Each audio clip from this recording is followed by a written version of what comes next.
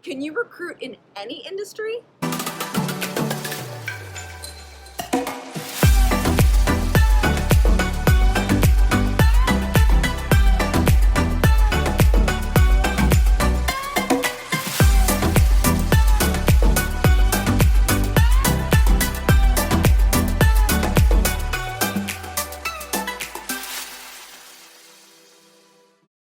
Hey, welcome to the Millionaire Recruiter. I'm Brianna Rooney, your Millionaire Recruiter. If you haven't yet seen this channel, which by the way is every Thursday at noon, it is all about making you the next millionaire recruiter. I've been in the industry for 12 years. I've already paved the way. I know what I did right. I know what I did wrong. And I'm here to make it as simple as possible to make sure that you can get there before I got there. So this week, it's all about answering one of the top 5 questions I keep getting from you guys. By the way, thank you. Comment, subscribe, all of those awesome things. I love sharing the love. Okay, so I'm in the military recruiting industry. I do the sales industry. I recruit for medical field. I recruit for the accounting world. Can I transfer that to tech and do what you do? First of all, it doesn't matter what industry you recruit for because the fundamentals are there and they will transfer all about. Yes, there's different niche things that you have to change, but it's very simple tweak. Let me talk to you about this. And by the way, I'm not saying you have to come to tech. Tech is what I do. I love it. It's the wave of the future. We're not going to stop building and creating. So for me, it's a no-brainer. But let's say, hey, I'm a recruiter for the medical field. I really love accounting for some reason. And you want to go be a recruiter for accounting. Yeah, those fundamentals completely transfer over. But here's why. Here's how. First of all, first things first, who pays your bills? The client pays your bills. So you need to know, how do I find companies to get into?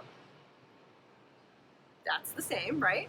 How do I, once I find the companies to try to make my clients, that process is the same.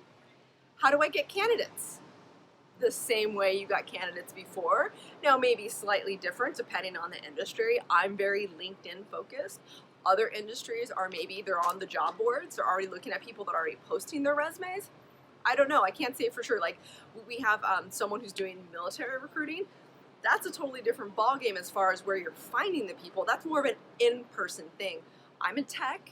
I don't do cold calls anymore. I don't really go in person.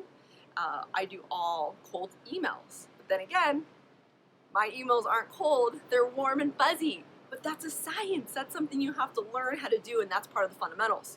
So before you get to those warm emails, you are then going to go through LinkedIn or however you find it, and you're going to learn how to do Boolean searches. A Boolean search is the same in any industry. All you really need is keywords, which goes back to another fundamental, is job descriptions. A client gives you a job description. This is what we're looking for. Guess what? Print that out. Highlight. If you don't like the whole highlighter thing, which I love, then it's just on your computer. You're just looking at the keywords. You're translating those keywords into a Boolean search, and that's what's finding your resumes and your candidates. Again, that's a simple fundamental that you will learn and be great at. After that, now you have the candidate that is interested, so you have to pique their interest a little bit more in order to get them on an interview. That is a science and a skill. Fundamental. It's the same in every industry, right? Okay, after that, you now need to take them through the interview process. Fundamental. Doesn't change. You're still following up. You're still answering, or you're still asking those questions that you need to answer. It's a fundamental. Yes, I'm going to say fundamental a lot in this video because that's what it is. Recruiting, you have to know the fundamentals, and you can really do it in any industry and be super successful. So now you've taken the candidate through the interview process. What's next? Hopefully, the offer stage process.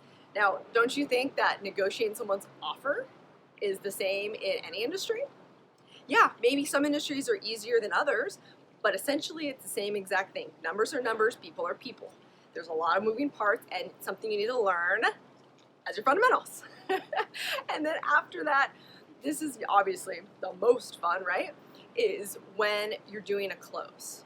Now again, a close is going to be, well, it's difficult. It's not easy, right? If it were easy, every single person would be millionaires. They're not yet. So you have to learn how to take someone through a close the entire way. And that, again, is a skill that needs to be learned and needs to be perfected. And that's, again, yes, you guessed it, a fundamental. So that whole process that I just took you through, it didn't matter what industry it is. It doesn't matter at all.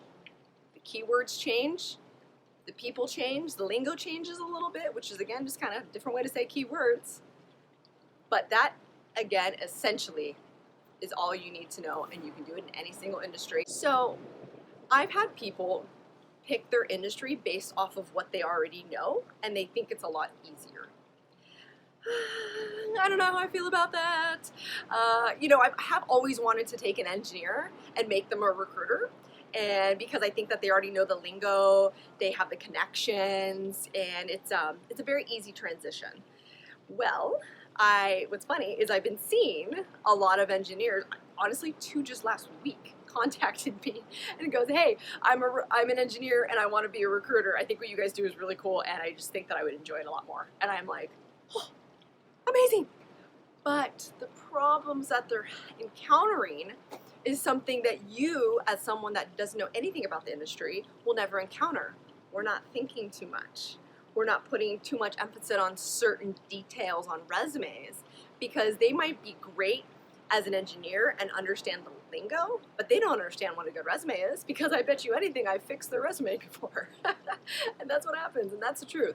So don't pick an industry based off of you think you know what you're talking about, therefore you're going to learn really fast. Researching your industry, what you want is triple-digit salaries, because that means your fees are going to be high. That's very important. You want a really fast-paced industry, because you want to make sure that people are changing jobs. You don't want to be crazy, like they're switching every 6 months or something, because that's not stable. No one wants that. But every 2 to 5 years at the most, because you have to think that if people aren't changing jobs, then you're not placing people that often. And so you want an industry that really, really moves and gets things going. So really, my advice to everyone that has been asking is, it does not matter what industry you are currently in or even thinking about getting in, you can always change industries. Once you know the fundamentals, and by the way, if you go on themillionairerecruiter.com, you will learn those fundamentals regardless if you want tech. But once you know those, you can go industry to industry. I've actually been asked, hey, why doesn't techies do like marketing in the same, tech field? We can, but we're so busy with tech that to add another layer of confusion, to train people in the different lingos, doesn't make sense to me. But all the other fundamentals that we talked about, which is finding the clients, making the company's clients, finding the candidates, doing the Boolean searches, getting the right resumes, making those resumes look good when you send to the clients, taking candidates through the interview process. Then after that, we're going through negotiating processes, and finally the close, hopefully the close. That is all fundamentals, and then all skills that you can be good at, and I would love to help you be good at. So what I want from you guys, current recruiters, please, is tell me what industry you're in. Tell me how much you love it. And tell me if you want to get into a different industry. Are you scared getting into a different industry? What is preventing you from really taking things to the next level? That's what I want to know. So make sure you watch every single Thursday at noon, because I am here for you. And please enjoy Cabo San Lucas for a moment. And here, what do we got? We got my Diego Danger here. Hi. He is my producer today, because Ben Markowitz, he did not join me on vacation. He is at the office with Emily Stellick, because guess what?